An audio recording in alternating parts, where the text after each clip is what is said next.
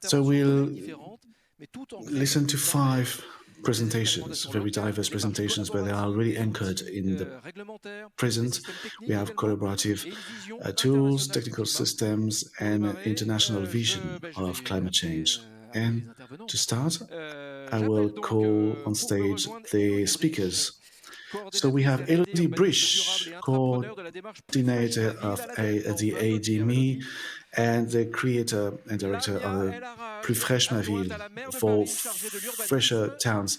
Lamia AARAJE, the assistant of the mayor in Paris. Alexis GOLDBERG is the CEO of ENGIE Solutions in France, and Bertrand RIGAL is in charge of the ecological transition and the city of Reims, and Bart van den HURK is the director, he works at Deltares.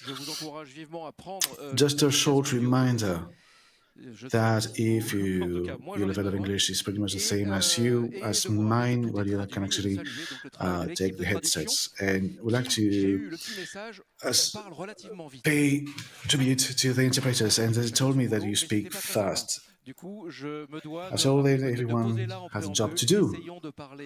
But anyway, that's what just wanted to say, that let's slow down, and they are very complex topics. We want to be as efficient as possible. So I have a little game to start our discussion. I will start with a very short question. Very simple for me to ask the question, maybe a bit trickier for you to answer this question. And the question is as follows: which word would you like to convey? What message would you like to convey to all the local authorities? Now, I'll give you the mics. All the mics are on. And let's share the mics. We have 4 mics, and let's share them. All right. Okay, Élodie, we'll start with you, Élodie. Well, the word or the message we'd like to convey is one word, is hope. It's possible to act. It's possible to implement measures to refresh the air in our cities. And we have measures of different costs, and we shouldn't give up, and we should actually be committed to implementing these measures. And we should actually make everything we can to accelerate the transition. And it's important to share, because I noted hope and sharing. Okay, I'll write hope. The word you would like to say to the municipalities. Alexis GOLDBERG. Is important to anticipate. Just one word, to anticipate. Right, okay. Lamia AARAJE, which word is the most important for you? I think courage. Courage, because we have many challenges, and we understand that when we need to define a clear strategy to change our cities and to tackle climate change, we have a lot of oppositions, a lot of challenges, doubts, difficulties, including financial difficulties. So we have a lot of courage when you're an elected representative, when you want to start this transition. Bertrand, RIGAL, one word: investment, commitment. We need to invest, not randomly. We have tools to invest wisely. It's a matter of public health for everyone. And finally, Bart, what would be the word for you? Similar to Lamia, I think face the fact that a future without regret doesn't exist. There's no reason not to act today. Agir dès maintenant. Okay, thank you very much, Bart. Lamia AARAJE, I would like to start with you. And there was just some feedback, sharing your experience. So we don't have to give too much context, but we are in Paris. We'll start with Paris and see where we go afterwards. So you launched and you organized, you co-built a PLUB, is a bioclimatic law or draft law or plan to give a structure to the transition for the next 30 years. But could you give us the main pillars, the main axis behind this PLU plan? Because it didn't start yesterday. Actually, no, yes, you're right. Took us 6 years. It's a very robust plan. It's a urban planning report. It's important to have this PLU to envision what Paris will look like in the next 15, 20 years. It's the first PLU, it's the first bioclimatic PLU, and we are in contact with all the municipalities. So this PLUB is a strategy to tackle the challenges of tomorrow, how we can make more adaptive cities, how we can make sure that people can find accommodation and houses. In Paris, just remember that we still have 290,000 people waiting social housing in Paris. How can we reconcile all the objectives, how we can do city for people and not for cars? And so we started this strategy. It was a very democratically defined strategy. We have 68,000 citizens who participated in the survey, and we have 200 public meetings, 16,000 contributions. It was a long haul discussions, and this is why we had so many teams who worked hard. Because unfortunately, I forgot naming many of them, but thanks to everyone who works on this. And the PLUB is a truly innovative plan. And we have the related regulations that we consider that it was important to take risks because we said it was about public health. And it's important and necessary to be innovative. And for example, we PLU in 2006, and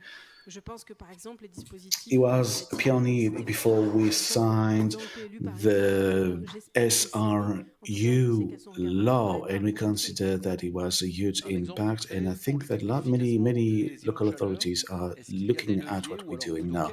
So in order to fight and to resist heat islands in the city, what are the levers you considered in this PLUB? So it's important to have more plants. So we have the P300, so we want to have 300 green hectares in the city, and we work on the roofs. We want to have a green belt to do sports, and we are going to plant trees. We already planted 116,000 trees, and we're going to plant even more, and we want to have we want to have 50% of the soils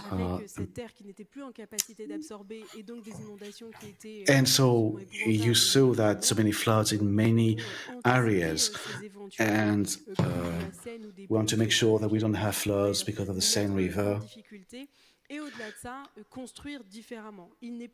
And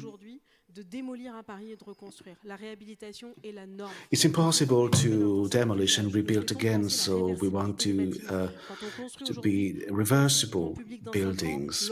When we talk about the future, what's going to happen in the next 5 years, 10 years, or maybe 100 years. So this is a prowess. And we have architects working on this, and thankfully the architects managed to adapt to what we needed, and they were the true inspiration behind what we did. And I imagine that all the urban planners and all the architects, we need to train them, and we need to support and we accompany the citizens. It's like the two main pillars of a plan. You need to have some kind of governance because you committed to working on the next 30 years. This is why we wanted to work with the citizens, and we organized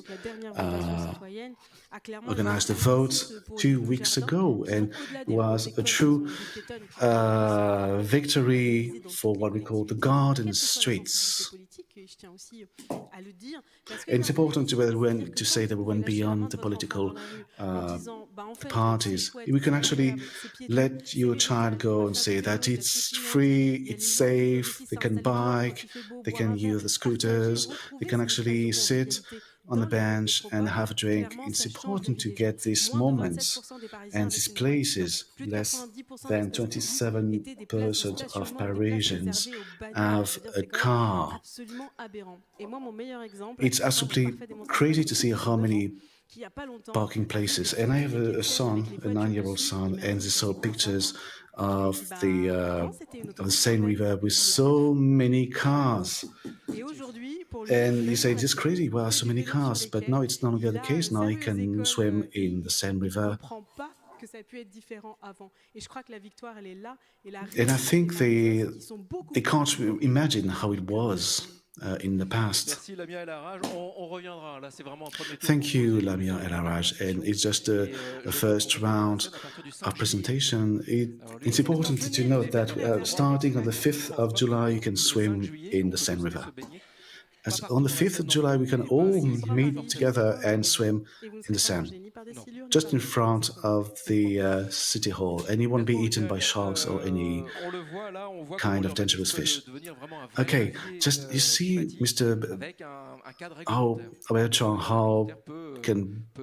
how regulations can help to define an ecological framework, but in order to act, you need to understand where the vulnerabilities are. So the first idea is to model the vulnerabilities, and I think you organized this work, and you have a cross-cutting approach with the Météo France and the CEREMA. Can you show us some results? Yes. Just to give you some element of context, the municipality of Reims, we have 300 inhabitants, and we have 111 municipalities with less than 1,000 inhabitants. Yes, so just imagine how important it was to have a discussion. So we have what we call an intermunicipal PLU at Reims. So with Météo France and the CEREMA, we organized a work on the exposure to heat islands. Why? Because CNRS and Météo France worked and highlighted that we are one of the cities that is most at risk to heat islands. So we have 3 maps. The first map is the Météo France map, and we focused on the city center of Reims. So the resolution is 100 meters, and what we see that we have a heat island in center of Reims. We have plus 4 degrees compared to some villages, and more than plus 7 degrees during heat waves, for example, in 2019. So what you see in dark red, the city center is more exposed compared to all the neighborhoods. And we also have more remote municipalities that are still exposed to heat waves, because these buildings were built in the 20s and the 30s, just after the First World War. And you also see the impact of the freshness islands. Arnaud Robinet, the mayor of France, launched the France Nature. It was important to have fresher areas in the municipality and to have green areas not farther than 300 meters from the residential areas. And you see we have the green path. So what we call the Fraissinet Basin, it means that we don't have many boats on it. The idea is that the mayor would like the city to go back to greener vision. So we started to work with the CEREMA, and we have the list of the heat islands, and we have what we call a vulnerability map. So we have two factors. First of all, the age. We know that people above the age of 80 and below the age of 5 are more exposed to heat waves. And we also know, and we learned, that the poorest households are more at risk. And we added some ponderation weight. We are 43% of social housing in the city. So it's important to consider the conditions of the poorest households. So we managed to identify what's at stake and most specifically the priorities which should be given to these areas. And we have an ecological neighborhood in order to spend too much money on heating during winter. So we have wind corridors, etc. And a final map with Météo France. So what we call over the day overheating. And we consider the exposure to wind, humidity, and temperature. And the darker it is, the worse it is. Usually overheating takes place around 1 p.m. And in 2019, the heat wave lasted 3 days. But if we had 2 weeks of heat wave, just like in 2023, it would have been much worse. Thank you very much. Thank you. Thank you to the team for showing us the slides. What do you do with all these models? Because you identify the areas. Yes. Okay. As I told you, the representatives didn't wait to get these results. And I mentioned Reims Nature, and we also have the rainwater management to make sure that the rainfalls and the rainwaters will be used as close as possible. And so we managed to identify the most crucial areas. And it's important to have this, to launch a discussion, because we can have a discussion between and collaboration with, to kind of have indicators and objective references. No, I will get back to these discussions, and it's important it's not automatic, and we need to give all these results and all these numbers to the citizens and inhabitants of the city. Let me change the scale, and let's move to Alexis GOLDBERG. At ENGIE, you work with already operating infrastructure. And I didn't know that, but I'm not an expert, yes. But you defend about the cold networks. What is a cold network, and why are they so underestimated? You don't know what a cold network is because no one talks about these cold networks. It's normal that you don't know much about this. We have approximately 43 cold networks. We were talking about heat networks. You may be familiar with this. We have approximately 1,000 heated networks. And the idea that is not very well known by the public, not very well known by local authorities and regions. And we have the first cold network or cooling network in Europe. So the cooling network of Paris, and they're very virtuous. The idea that when a production unit or several production units will work in common, they will produce cold air, be able to store cold air, and they will use electricity to produce it.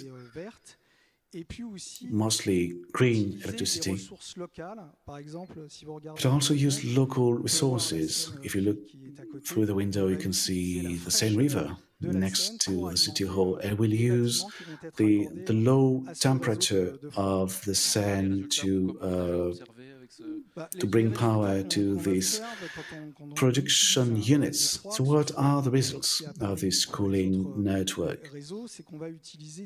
In Paris or somewhere else, we use 50% of the energy we would use for normal cooling networks, though the efficiency has increased by 50%. We'll reduce by 10 the requirements to have these cooling networks. Now, and I wanted to talk about a topic we already mentioned this morning, and which was mentioned during the previous presentation. We're talking about passive solutions. We talked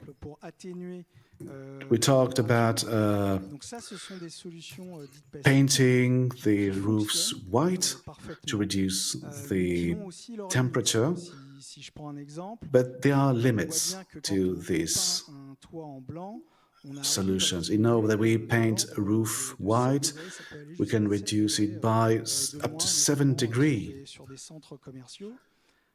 And most notably on big malls, for example. But it would be a bit difficult to paint everything in white. You just imagine if you paint the front of all the houses in white, it wouldn't work. So, moving on to revegetation, I was troubled because by a study conducted in Libourne by the SEMA and showed the effects of revegetation. And we have clear results. So, for example, because you have more trees, you have an impact of 0.5 to 2 degrees. If it starts the day with 20 degrees, and at the end of the day you have 35 degrees, you can reduce by 3 to 5 degrees. But if you go higher than 35 degrees, it means you have a heat wave. But if you reach 40 degrees, you have zero effect of revegetation. So you see the limits of every system. And this is why we need to have some kind of energy symbiosis. So you need to work on passive solutions and active solutions. And this is why we have these cooling networks. I thought for one point you were criticizing these passive solutions. Actually, it's a mix of both passive solutions and active solutions and both models. All right, what should we do? Briefly, to speed things up and make sure that we get a better understanding of these cooling networks. And maybe by the public, their representatives, it's important to communicate, but I think the person sitting next to me does it very, very well, thanks to her platform. And I think the government is doing that too. And when you ask me to say one word, it was anticipation. It's important to anticipate, to have a holistic approach. We need to work on different aspects of the problem. Just like we do with a climate plan, a bioclimatic plan, we need to anticipate. We work on it on the long term, and these are the keys to our success. To anticipate is key. Okay, Élodie BRICHE. So as we see, we just saw how a structuring network can become a cooling network. We'll see that many regions don't have such networks. So at the ADEME, you developed, just like David Marshall told us, you developed new support programs, and you launched Plus fraîche ma ville for a fresher city. What does it mean?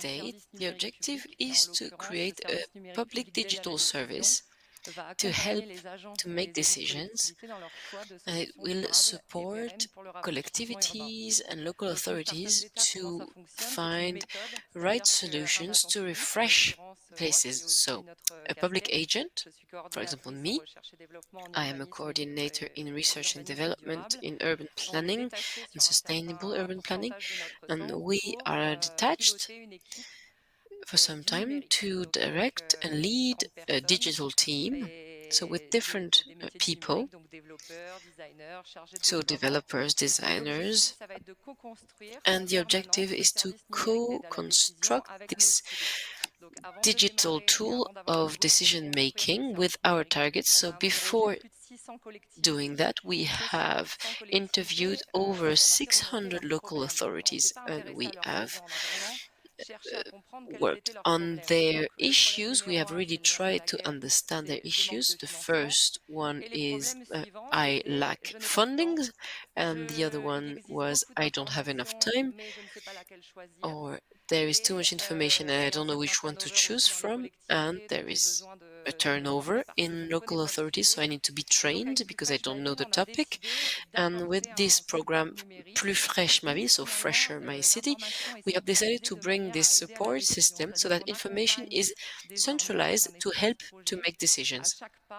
We help everyone step by step in an urban project to push for action. So we're not going to replace consultants on very precise matters, but it's already a pre-step, and we allow small and average-sized local authorities to move on regarding adaptation, thanks to urban refreshment.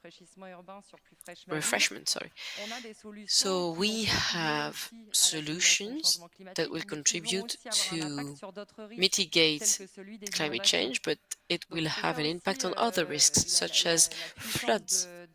So this is how powerful the public service is that we're going to meet several objectives for local authorities. So today we support over 600 agents. This is about 12 million inhabitants in over 400 collectivities, and there is emulation between the agents. It's a big community. Thanks to this support, collectivities can learn from each other, and this is what is interesting, is that we really invite collectivities to talk about what does not work, because of course solutions are sometimes unique. We cannot replicate perfectly solutions, but depending on the type of climate or areas or constraint, we can get inspired by others, and this really works. On this program, Plus fraîche ma ville, with the feedback that we've had, elected representatives sometimes say, look at this feedback, I would like to do the same, and thanks to this digital platform, we help the agent to make these solutions concrete or not, and if we can do the first specifications. What's also interesting on this experience sharing is that we gain time and money. Local authorities now share studies that have been made internally. For example, which species, plant species could be used in schools. So when we support them, they share these type of studies, for example. Thank you, Élodie. I had two questions for you, and you just answered them. So, Bart. So what about a Plus fraîche ma ville at an international level? Could this work, do you think, to share? Because you feedback at local level, it really feeds in with knowledge. It's useful, right? Yes, this is indeed a useful exercise what we try to replicate also in this special report on climate change in cities. You talk about that municipalities can get inspiration from each other by looking at their contexts. We also, as I showed this morning, will carry a chapter that is dedicated to using a lot of case studies. And as we speak in the team of authors, we are talking a lot about what actually should be actually the virtue of that case study platform for the readers of the IPCC report. And so imagine that we could build some kind of a repository of case studies where people from, we had the pitch by Helene just before this pitch, where there is so much similarities in, for instance, how urban growth is dealt with in global north countries, and where a couple of the principles that are tried here either are not used in other countries, other contexts, but could have been applied, and vice versa. Our countries can benefit a lot of experience from, for instance, much more warmer countries as it comes to how to mitigate these high temperatures. We can learn a lot from Arab or Middle East countries if it is to, make a city livable, also outdoor conditions in a situation where 50 degrees can be reached every year. So I see a lot of merit in an IPCC level report where a lot of case studies can be there. But I also feel a bit overwhelmed by all the examples and all the options that have been discussed already today. I mean, we are down for 4 hours or so down this seminar, let alone if you have a career of so many years, how many information you dig up. And as you say, people sometimes don't know where to choose anymore. And I also think we should pay attention to, the messaging. We are, from a scientific mindset, and the IPCC crowd that is traditionally compiling these reports, they want to be very rigorous and want to be sure that all the material that is relevant is also part of that report. But it's not always necessary or even helpful to try to be complete. Although we appreciate that this city is a holistic place where everything plays at the same time, also a mayor's day has 24 hours in which 16 decisions have to be taken. So we also have to think about how we can actually make it acceptable that choices are being inspired on case studies from each other without trying to reach perfection or completion. So, and that is also your word of courage, or that notion that you will never be sure that this is the best way to move forward, but at least you are very sure that it is meaningful to invest in it. So I would also like to invest in my IPCC program, not only to present the material where people can look at a lot of context to get inspiration, but also to think about how we're presenting it to make it acceptable that you don't know everything. And that is a more a psychological and ethical aspect that we need to take into account. Merci Bart. Thank you so much, Bart. You're talking about the difficulty of the agenda of a mayor. Lamia, AARAJE, I know that in 5 minutes you must leave us, so I want to ask one question and then we will continue. Là, on a quelque part parlé également du mot communauté, quoi. C'est faire collectif, faire commune. We've talked about the community here. The word is how to build community for citizens to have platforms to share, to talk about. For you, what le fait de faire partie du C40, par exemple.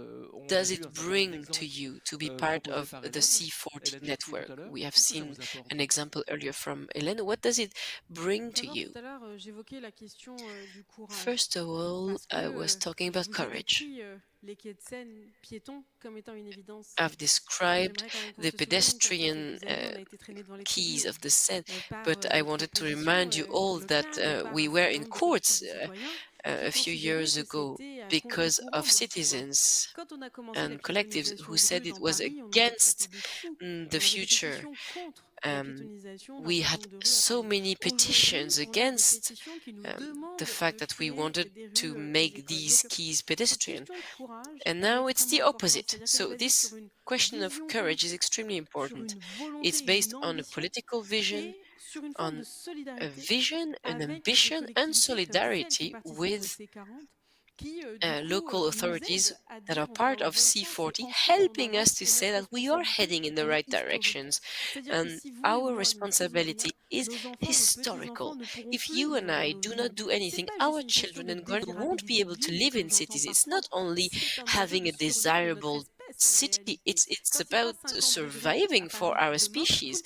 When it will be 50 degrees in Paris tomorrow, we won't be able to live, and me neither. So this is what is at stake here. And when I hear earlier what Hélène said about the shades in public spaces in Barcelona, for example, it's something that we really look closely at, and we're going to work with the Urban Planning Agency because we want to see how shade has an impact on the city's future.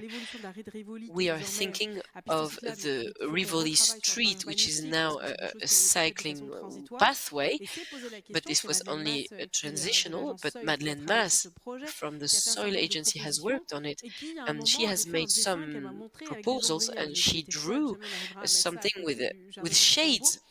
And I said, you're crazy, we're not going to put this next to the Luxembourg Park. And now that I look at other people's example, I think that maybe it's important and it's a good idea. And maybe it is crazy, but I think maybe we won't have any choice. Today, if we want to make sure that it's livable, we need to go over just greening and making it vegetal. We have many debates today with architects from the French architects. When we ask anything to them, they say no usually, but when we work with them, we want to bring them to thinking about heritage, of course, but also the issues on climate change. And if you knew the battle it is to have curtains within Haussmann buildings, there's something we need to move forward on.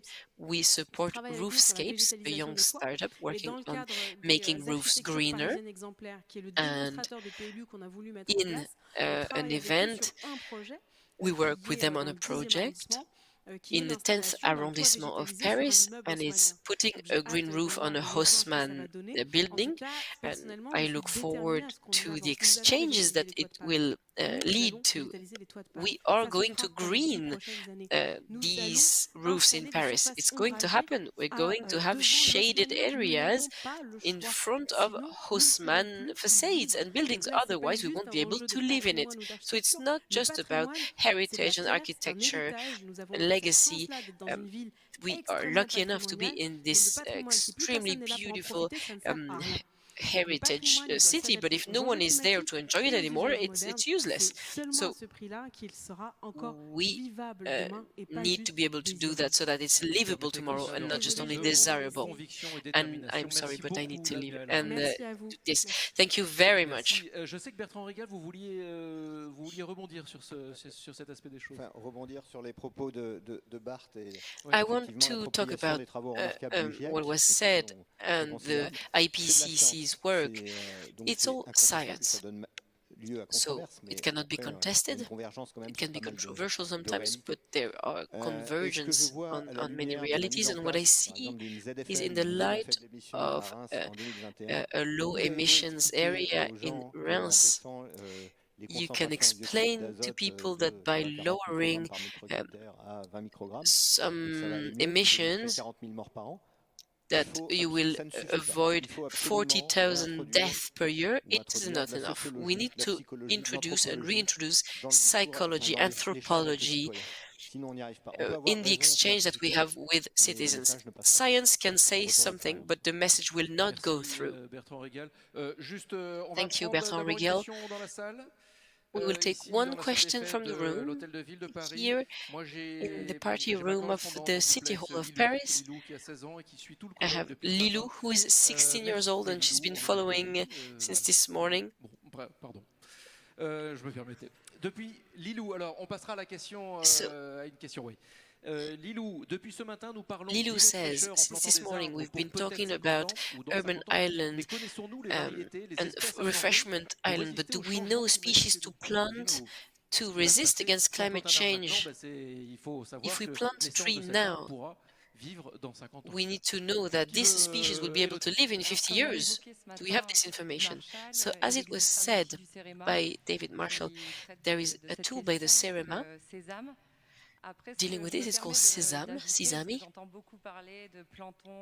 I hear a lot about planting trees and greening cities. So yes, vegetal will bring refreshment, it will bring well-being in cities, but what is interesting, and we should not forget about that, is that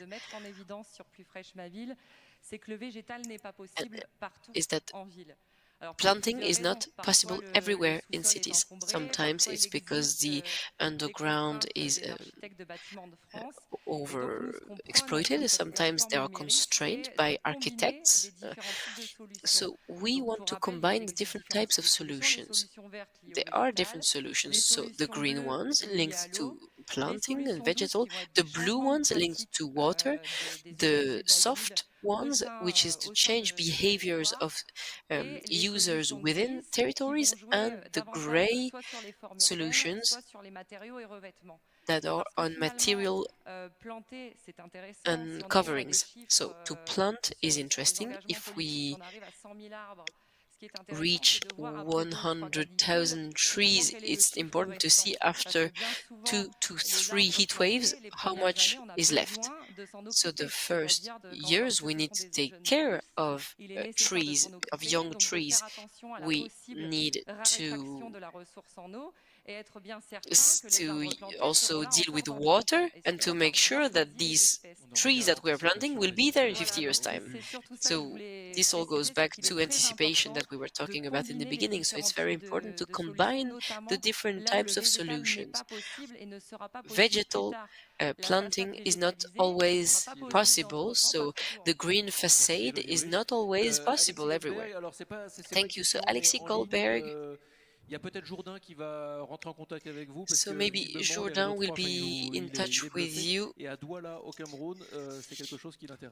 So in Douala in Cameroon, it's something that he's interested in. I'm sorry, it just came in here.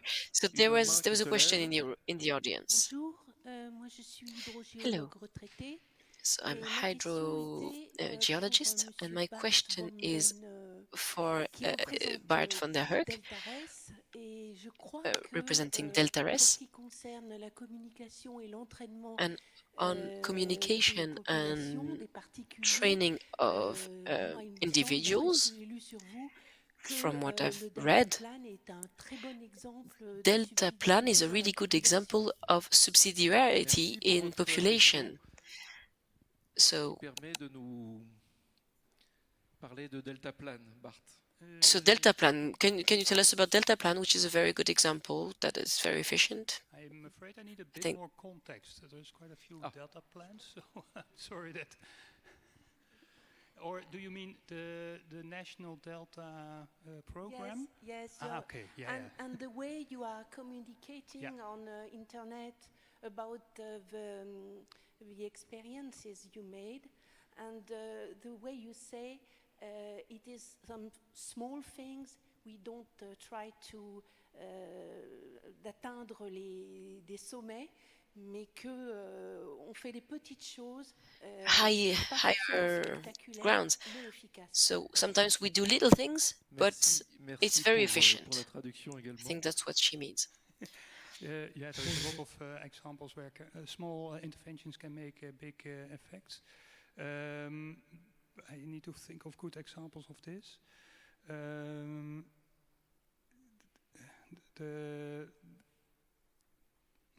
Let me.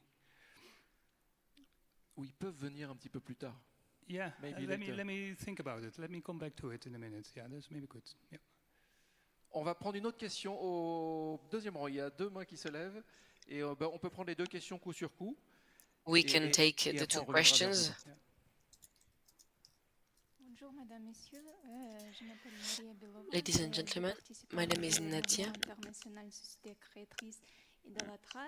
and I am part of a movement, and I have a question for you. Do you know l'épandage sibérien? Oui. Do you know how much what it represents for the Siberian spreading? Siberian spreading? Maybe you can tell us a bit more about this. Les menaces d'un hiver volcanique existent, pas qu'en Russie, mais ça peut faire un impact dans tout le monde et même en Europe. Ça peut être un hiver volcanique.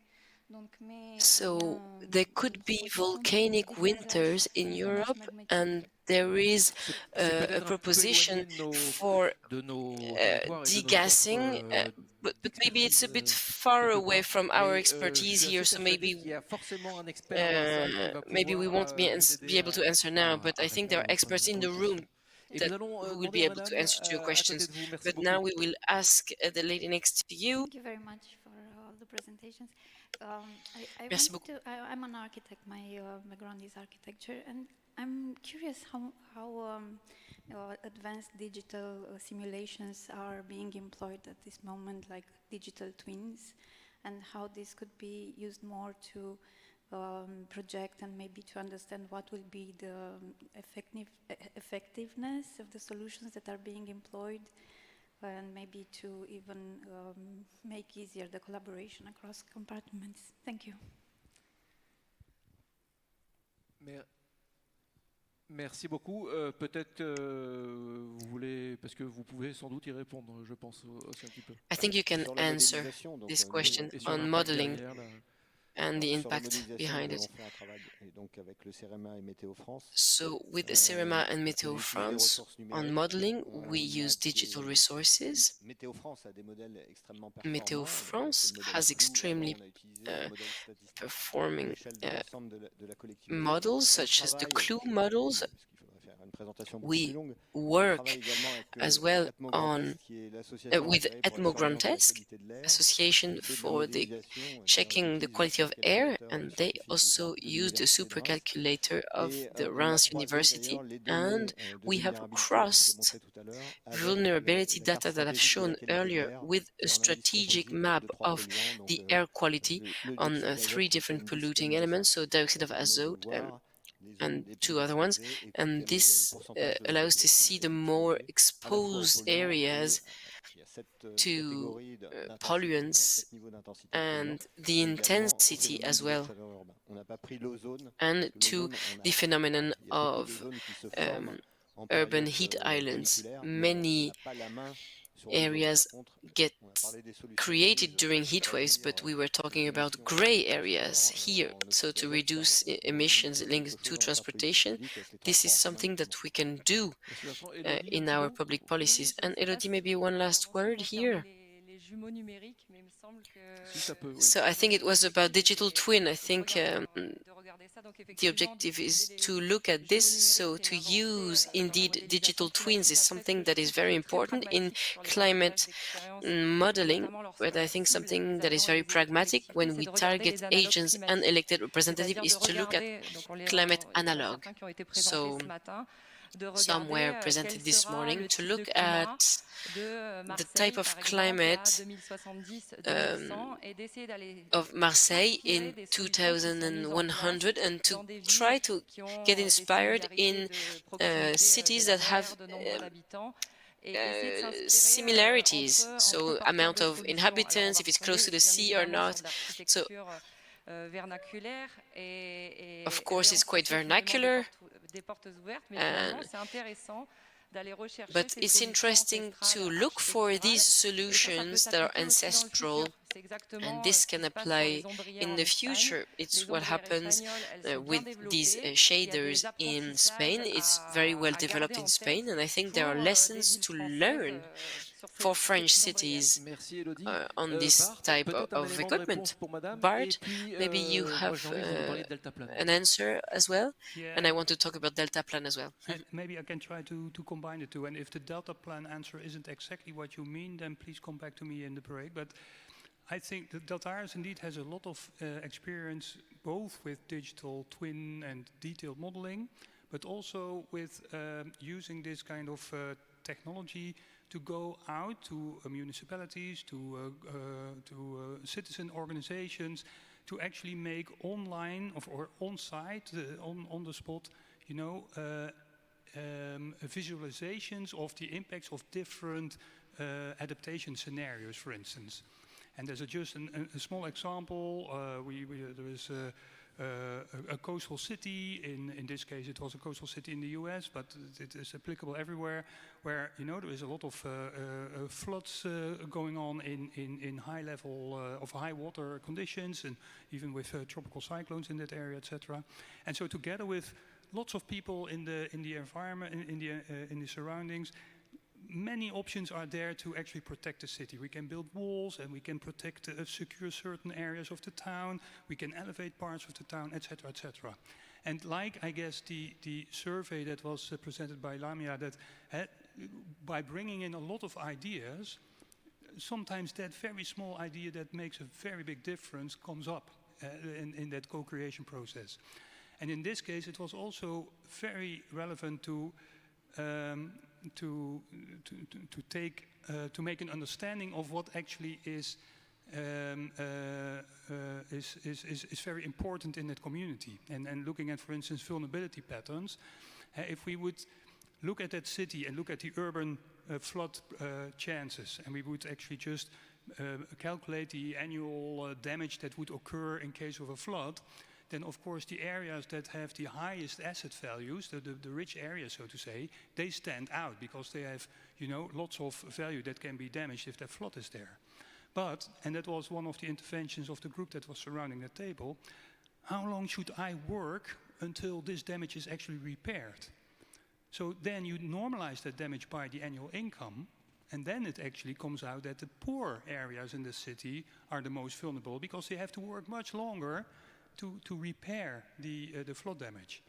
And that, I guess, is a kind of a sensitivity that you, even as a scientist, not easily grasp without actually touching base with the reality on the ground, where there is a difference for someone that earns, you know, loads of money, whether you have €100,000 damage, or when you have like 10,000 a year and you have 100,000 damage, you know? And that kind of inspiration, I think, is very, very useful to go and seek where theory and practice meet. Merci beaucoup, Bart. Il est temps de conclure. À vos côtés, le temps passe. Enfin, il n'est pas du tout relatif. Hein, il passe. Thank you, Bart. It's time to close this session. On a commencé par là. I have one short question. Parce que j'ai envie de vous Maybe it will be the same word, but I want to ask you if there was one word that you want to hear more in meetings on urban planning. One word that is hopefully different from the one you had earlier. What would it be? Biodiversité. Bertrand, biodiversity, at least for the water cycle, for evapotranspiration that we've mentioned earlier, as regards to heat islands. Biodiversity must be there, must appear. Thank you. Alexis, it will be refreshment, and the plural version of it, refreshments with an S. Élodie BRICHE, it will be de-siloing, so to really try to see what happens in urban planning departments and what happens in the at operational level.